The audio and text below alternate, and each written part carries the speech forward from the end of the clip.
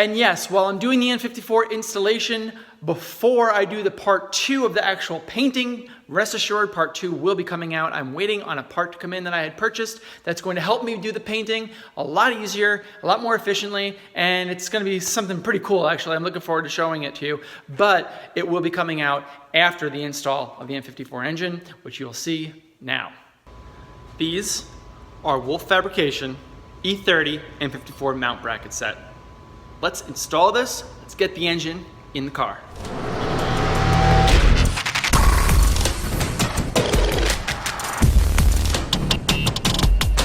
That's right, guys. These are Wolf Tech Fabrication second rev and final rev of the E30 N54 engine positioning. This one here is for the exhaust side or the passenger side. This one here is for the driver side. And this is the transmission bracket. These things are really high quality, 1/4 inch stainless steel, 3/16. It's got the holes in the exact right location for us to install and positions the engine and the transmission together as a unit exactly where it needs to go. There's a corresponding drive shaft that has the dimensions laid out here that basically get you exactly where you need to be in order to get this drivetrain installed into the E30. So pretty cool stuff. This thing's gonna be coming out. Dylan Jensen from Wolf Tech Fab is going to release this as a product in the summer of 2020. So we got some really cool stuff coming out with this. These are prototype, but the final rev will be very, very similar to this. Very excited to talk and see how this thing fits in the car. Let's give it a try. Let's do some things first before we install these. So let's test fit these guys in the car and let's throw the engine in. It should take just a couple minutes. So I got the modified VRSF headers here, and I had to make one cut and reposition it and re-weld it. As you can see, I've re-welded this location here, TIG welded. I'm terrible at TIG welding, but I'm learning. And then here is also another TIG welded piece on the other one. So now we got to install the headers, then install the brackets, then install the engine. So let's do the headers first, and then we'll do a time lapse of each one of the brackets.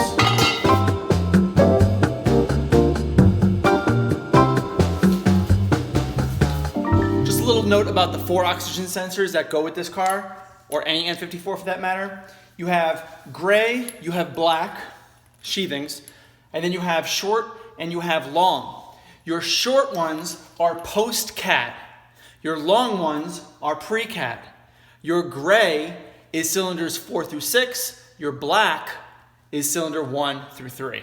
So if you install those in the correct location, that means that when you get an oxygen sensor fault, that it'll point to the right cylinder, the right bank, the right pre or post oxygen cat sensor. That way you know exactly which one is faulted. So don't just install them anywhere and plug them in. You need to, the plugs are actually, the plugs are keyed, so there's no issue there. But you need to make sure that the plugs are actually going to the correct bank. So keep that in mind.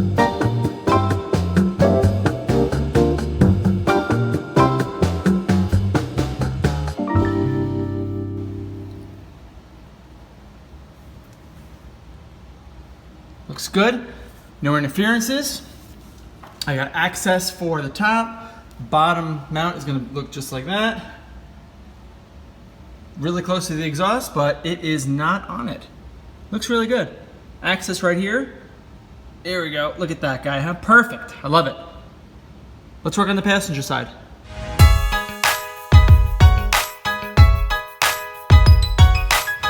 Passenger side looks pretty good. Fitment was very good, relatively easy. Pretty beefy. Mount's gonna go right there. Power steering is gonna come right down through here. Okay, before I actually install the engine, I had to do a couple things in the engine bay first. First was obviously get rid of all of the taping from the paint.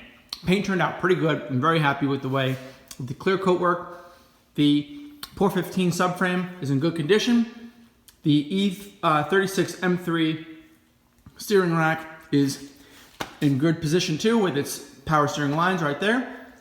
And steering columns installed. I got my fuel pressure regulator installed, and I've got the clutch line ready to go. So basically everything is ready to install. So now that we've done that, let's do a time lapse of getting that engine into that bay. Hopefully this should be pretty easy. I'm thinking that it should be relatively painless. It's not like it's difficult to do. It's just gonna take, it's just gonna finesse it. You know, you just gotta finesse it in, finesse it.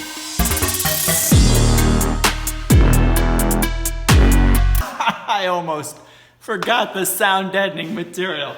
How could I be so forgetful? Let's do that really quick before we throw the engine in, shall we?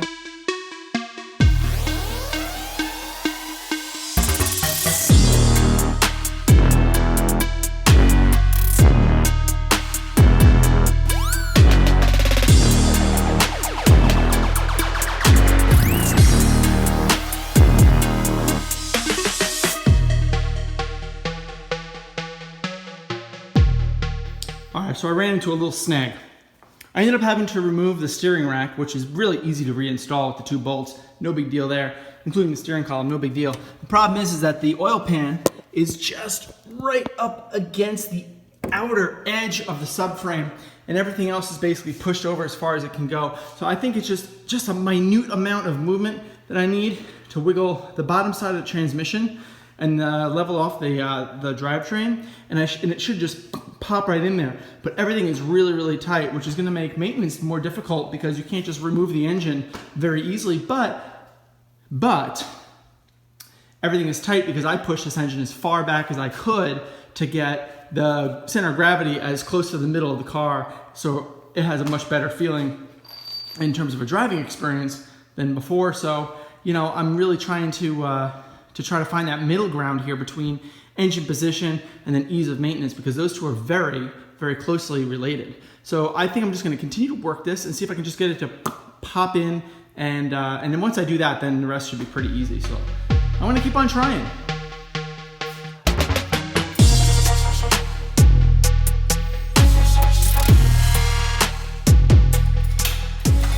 All right, so a good technique here for getting both of the mounts installed is to get one mount installed, and I got the first mount installed right here.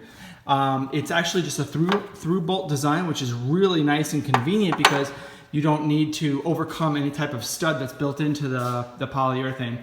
Anyway, so what you want to do is you want to get the first one installed, and if you're finding that you're having clearance issues with the second one, like I am, it's hard to see actually under there. Let's see if I can get from here. Oh, perfect. So if you're finding you're gonna have clearance issues getting to the second one, you already have the first one clamped down. Now all you want to do is just bring this up just a tiny bit, and you'll see that the engine is going to rotate. Let me secure this. You're going to see that the engine is going to rotate about the first mount that I made, thereby raising the second mount. And then we can install the other one as well. Fast forward. I got the other one placed, and now it's just a matter of resting the engine down. There we go. Now I just have to screw in the other one and get the transmission mount on.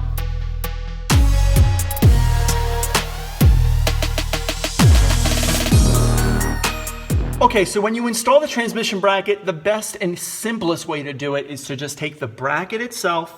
Make sure that you have the transmission jack or a jack under the transmission to jack up the transmission as high up into the tunnel as possible without lifting the car. And then you just basically install the bracket.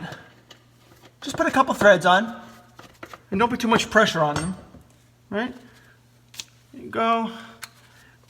The good thing about these brackets that Wolf had designed is that there's plenty of pass-through here, which is really, really nice when you're installing these. All right, there we go. So everything's kind of loose right now. Loose as a goose. Put the first bolt in like that and kind of let it fall into place, just like that. And then the second one, lift it up, make sure the washer is above the transmission bracket, right? You want the washer on there, and then that too should kind of fall into place. The bolts seem to be long enough where you can install the underside of the bolt. There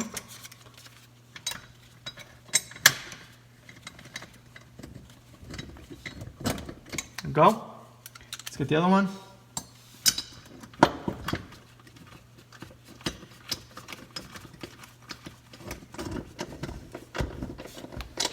Okay, now, like I said, everything is loose here. And I want it to remain loose. I'm gonna lower the transmission, it's gonna sit on top of the bracket, and everything is gonna end up starting to get tightened up. But this does need to be centered a little bit more to the driver's side. And that's just because of the way that the transmission is basically pushed up against the tunnel. So what we need to do is just kind of start to slowly let everything go and so that it finds its place, its settling place. And then everything then gets tightened up. Cool? Cool! It works! Okay, now that the N54 is in the car, I had to do a couple of things. Just wanted to make sure that I got a couple of things installed, the easy stuff basically, and do a quick check on that. I'll show you exactly what I did, and then we'll move on to the engine harness. So what I did first was engine ground. Easy, easy, easy. Use a ground wire, connect it directly to the chassis right here, and then it goes right here to the existing location of ground on the chassis. So that's definitely checked out there. Then I did power steering. You can see I use copper washers, which are the recommended washers for banjo on either side of the banjo fitting. That's because copper is very soft, and when you use a very soft material on your for high pressure applications, it really does a good job to fill in all of those gaps. I also installed the fuel line. Don't forget about using these circlips. Very important to use these little gray circlips to prevent the fuel line from loosening or busting loose in any way, shape, or form.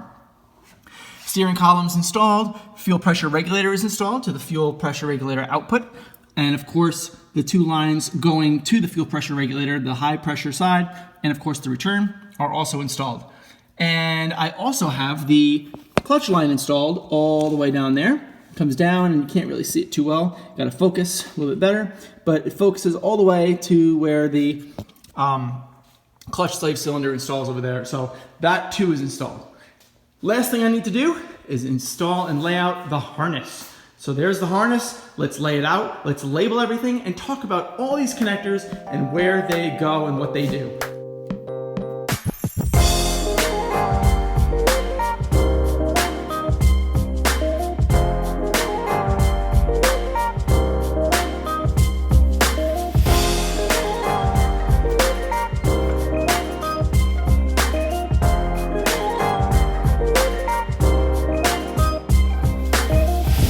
So this is the complete harness for the N54 engine, and I've labeled out every single connector and what it does. So let's start off here, right? If you take a look at this guy right here is basically the bridge. That bridge is your power supply. It goes basically over right in front of your firewall above, and it basically transmits power from your battery plus terminal over to your alternator and your starter. You can see that right here. Goes right to your starter and then right to your alternator as well. That's basically your high gauge start wire. Also to your alternator is your this connector right here. That is your alternator wire, if you will.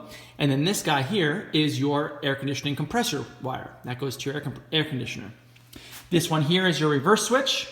What you need to do on a swap application is to cut that and put it into a switch that actually goes to your car, that allows your car to turn the lights on when you get into reverse.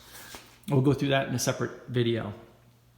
Continuing to move on, underneath the intake manifold, okay, that's what this little hub here is underneath your intake manifold. Goes to a 3-wire low pressure fuel rail sensor. That's this guy right here, right there. Goes to your start right here. This also goes onto your alternator. This is your ignition, right? This start wire is basically a single high gauge wire that goes to your start solenoid, and it starts your starter up. This is a very important wire to use for any swap. These two guys here are your knock sensors. They go directly to the block. This one here is for your high pressure fuel pump. That is a 2-wire. These two here are for your upstream oxygen sensors. They connect on top of the intake manifold. This CPS wire, this yellow one here, is a 3-wire that goes right to your crank position sensor, located right underneath the starter. This one here is your charcoal valve that operates your, it's basically a solenoid. It's a 2-wire solenoid. Turns on and off to operate your charcoal canister that you need to install as well for emissions. This guy here is your charge air pipe. That's this guy here. That's a 4-wire sensor. And it goes basically right on the boost, right on your intake right on the intake charge air pipe. Okay? The sensor is already part of that though. I already put the sensor there for you guys to know. This one here, right below it, is a 3-wire sensor. It's got 4 positions, but it's only using 3 wires. And that actually goes on the intake manifold itself. They call that the T-map sensor. This guy here also goes right to your throttle body. That's a 6-wire sensor, 6-wire connector rather, goes right to your throttle body. This here, there's 3 of them in this little group. This basically goes underneath your transmission. And one goes, there's 2 there for your downstream oxygen sensors, your post-cat oxygen sensors, and your oil level is right there. That's your oil level guy. Moving over here, you see your DME connections. That's what I basically circled in blue. We're going to do a whole nother video on the DME connections as we right as we approach our first start very shortly. But that's all basically your DME connections. This all goes in the electronic box, which is why I zip tied them right here. All this stuff goes in there. Moving along right across your valve body is your, I'm sorry, your I don't know, whatever. You have your ignition coils, you have your injectors, all part of the valve assembly, right? You have your boost solenoids, that guy here and this guy here. These 2 blue ones are your boost solenoids. And then moving from there goes into basically the front of the engine, where you have your intake cam, your exhaust cam sensors. Those are 3-wire sensors. These guys are 3-wire sensors. And then this here is your Vanos intake sensor. And that's basically right under here. I know it's a little dirty, but you have your exhaust cam, intake cam right here, and then you have your intake Vanos and your exhaust Vanos. Where's the exhaust Vanos though? Well, we'll skip over that for a second, and we're moving all the way over here to your fuel rail pressure sensor. That's basically right on the fuel rail, right here. Okay, that plugs right into there. That is I believe it's a 3-wire sensor, right? 3-wire sensor goes right into your fuel rail. It's a high pressure fuel rail, right? That's a high pressure. And the other one that we were looking at before, this one, is your low pressure, right? We talked about that too. Moving along here goes to your oil pressure. It's a single wire, single connector. Oil pressure, coolant temperature. This is a 4-wire. Now, we'll talk about this in a second. And then, of course, your Vanos exhaust. And over here is your cooling pump, your thermostat sensor, and then, of course, a ground lug. So that basically wraps up the entire N54 harness and what connects to where. Talking about the coolant temperature sensor really quick. This is a 2-pin that originally went straight into the DME for cooling temperature purposes. We are going to be using a 4-wire temperature sensor. Thank you to Castle for that suggestion. We already installed our 4-wire sensor, and there is a connector that accompanies that we need to splice onto that as well.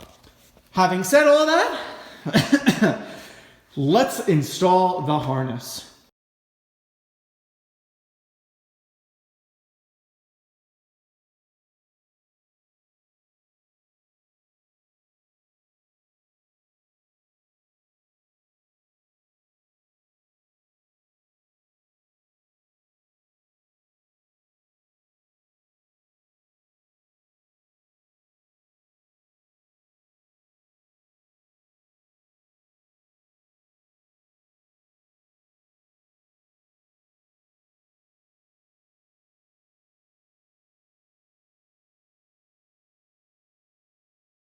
So that just about does it for wire routing, for now at least. We got basically most of everything plugged in. Got all the sensors on the front plugged in, got the coolant stuff all plugged in, all the ignition coils, and we still need to do the grounds here for the coils and the injectors. This is all going to go in the electronics box here. So basically everything from here over is going to go in that box. We have our passover here and another passover cable here for all of our sensors. That all goes here. I do need to organize all this, but I did get a lot of these connected. I got the high gauge wire for the starter wire. I got the fuel pump, the high pressure fuel pump. I got the alternator and the alternator wire hooked up down here.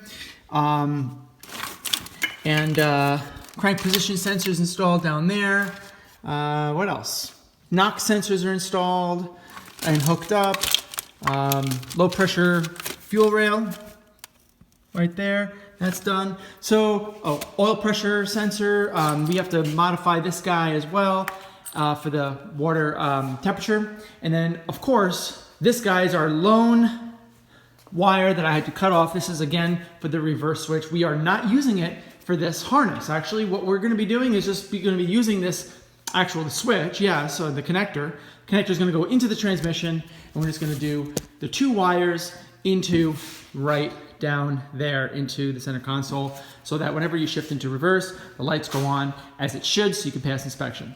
So that's all we got for now, and that's all we have to do for today. My name is Frank Macaluso. Thank you so much for watching and learning about how the N54 works, so that maybe one day you can swap the N54 into your E30 as well. My name is Frank, and I am from Garagaholic, and I am out of here, guys.